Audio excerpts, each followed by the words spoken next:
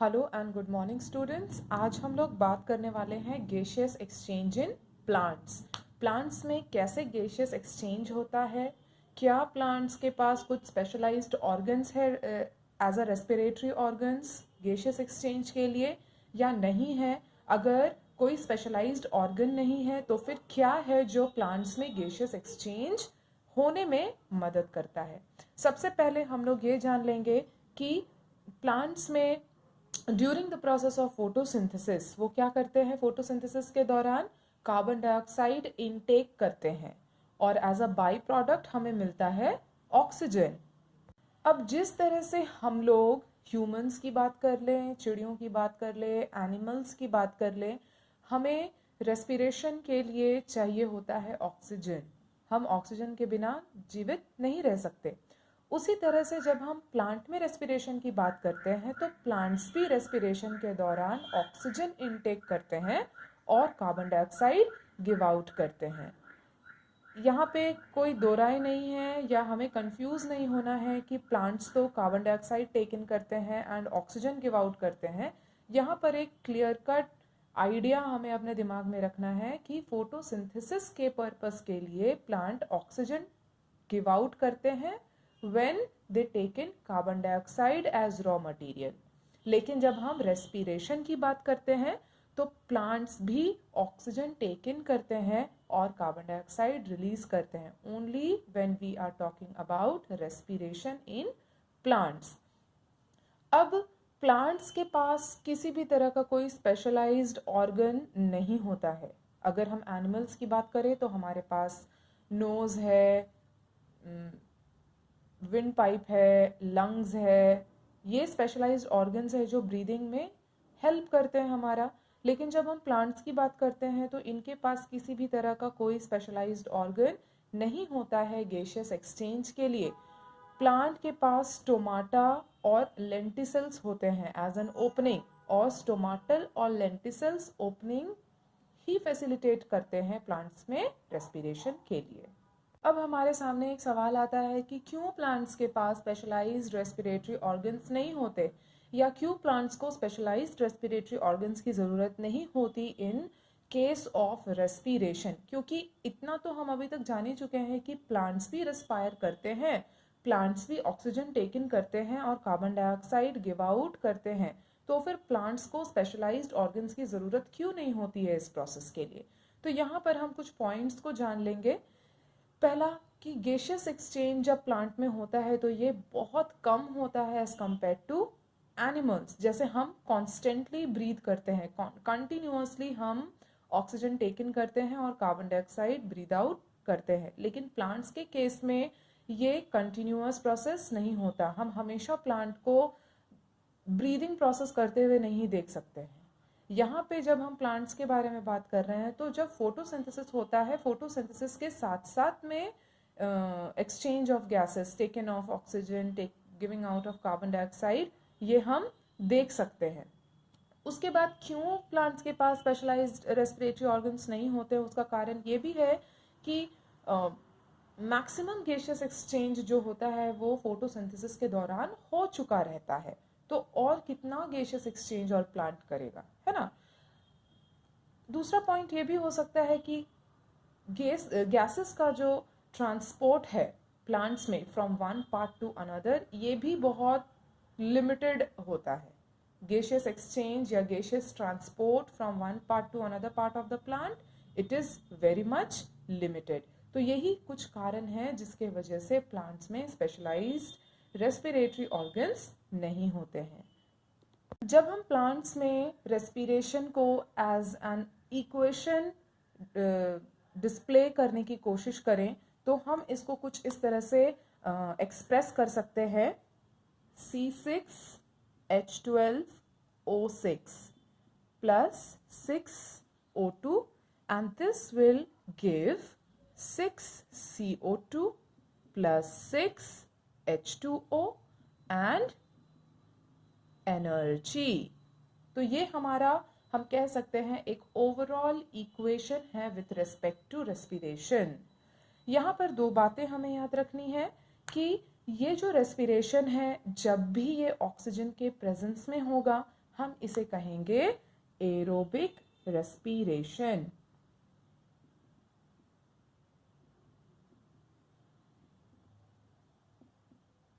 In presence of oxygen.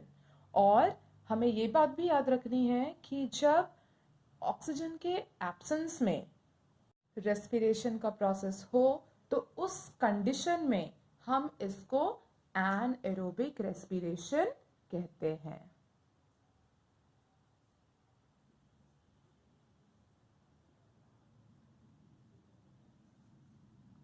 In absence of oxygen. तो दो condition हम यहाँ पर देख सकते हैं, aerobic respiration and anaerobic respiration. एक जिसमें ऑक्सीजन के प्रेजेंस में प्लांट में रेस्पिरेशन होगा और एक जिसमें हम देखेंगे कि ऑक्सीजन के एब्सेंस में रेस्पिरेशन हो रही है। अब यहाँ पर हम देखते हैं कि जो एनर्जी हमारे पास प्रोड्यूस हुआ है, this energy is basically utilised. इस एनर्जी को यूज किया जाता है फॉर एटीपी सिंथेसिस।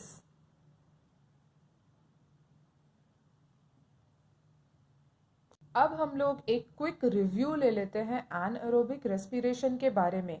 जब भी हम एनएरोबिक रेस्पिरेशन पढ़ते हैं, इसमें हम दो कैटेगरी देखेंगे। एक है हमारा फैकल्टेटिव एनएरोब्स के बारे में और दूसरा है ऑब्लिगेट एनएरोब्स के बारे में।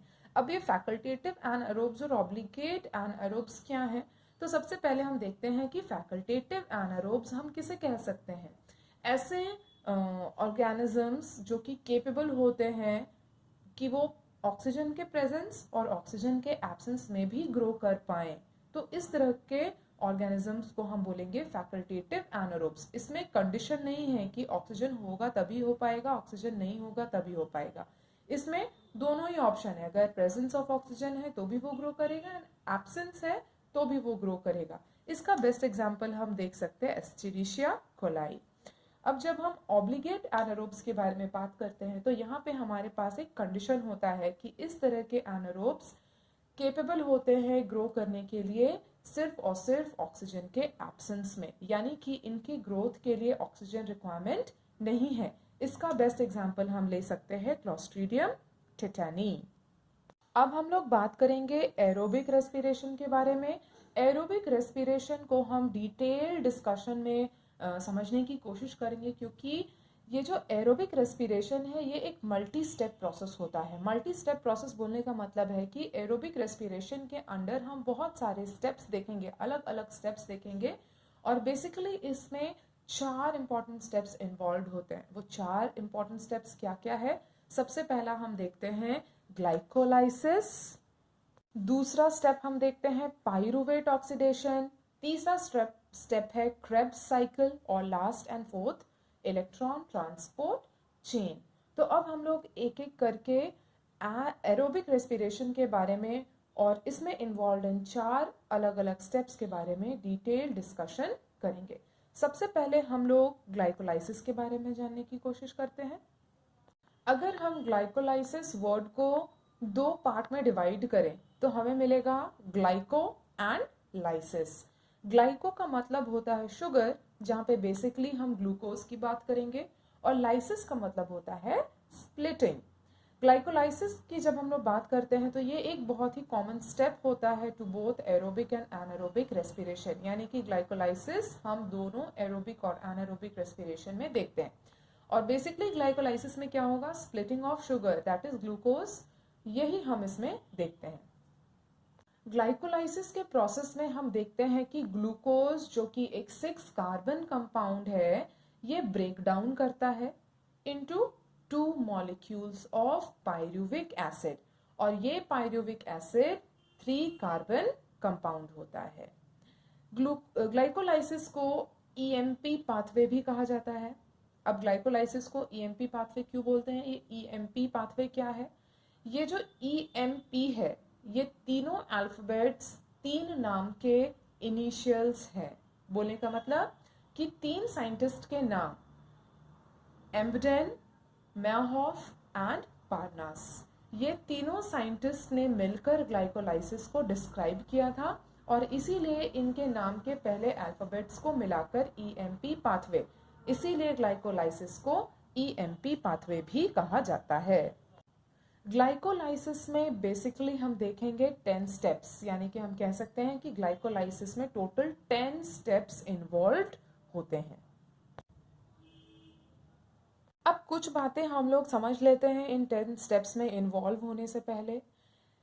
हम ये बात बहुत अच्छी तरीके से जानते हैं कि जो फोटोसिंथेसिस है वो प्लांट के या किसी भी ट्री के लीफ में होता है, लीव्स में होता है।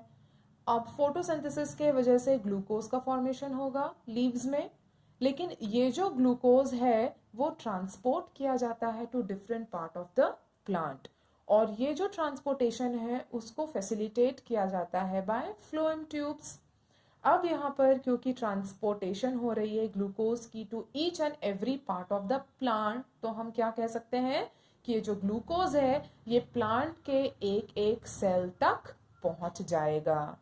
जब ये ग्लूकोज प्लांट के एक एक सेल तक पहुंच जाता है तो सेल में पहुंच जाने का मतलब क्या है कि वो सेल के साइटोप्लाज्म में आ जाएगा। एक बार ये ग्लूकोज साइटोप्लाज्म में आ गया तो इस ग्लूकोज को ब्रेक डाउन होने की जरूरत है इनटू सिंपलर फॉर्म। अब ये जो ब्रेक डाउन होगा ग्लूकोज का, इसको हम कैसे समझेंगे? यहाँ पे हम लोग बात करेंगे ग्लाइकोलाइसिस की, यानी कि हम कह सकते हैं कि ग्लाइकोलाइसिस जो साइटोप्लाज्म में टेक प्लेस करेगा इन द प्लांट सेल, यही है हमारा पहला ब्रेक डाउन। तो इस बात को हमेशा याद रखेंगे कि फोटोसिंथेसिस के वजह से ग्लूकोज का फॉर्मेशन हुआ, ये ग्लूकोज ट्रांसपोर्ट किया गया to each and every part of the plant with the help of phloem tubes, और ये ग्लूकोज प्लांट के एक एक सेल तक पहुंच गया। ये ग्लूकोज प्लांट के सेल में एंटर कर गया, साइटोप्लाज्म में आ गया, और अब साइटोप्लाज्म में है ग्लूकोज तो उसको ब्रेक डाउन होने की जरूरत है into simpler form. Therefore glycolysis takes place in the cytoplasm of the plant cells, और यही होगा हमारा पहला ब्रेक डाउन। अब इसके आगे आगे हम स्टेप वाइज देखेंगे कि कैसे ग्लाइकोलाइसिस में टोटल 10 स्टेप्स इन्वॉल्व होते हैं। हर स्टेप में क्या स्टार्टिंग मटेरियल यूज होगा, क्या एंजाइम यूज होगा, क्या प्रोडक्ट बनेगा, और इनिशियल स्टेप के जो प्रोडक्ट होंगे वो सेकंड स्टेप के स्टार्टिंग मटेरियल के रूप में काम आएंगे। तो आगे आगे हम देखते हैं।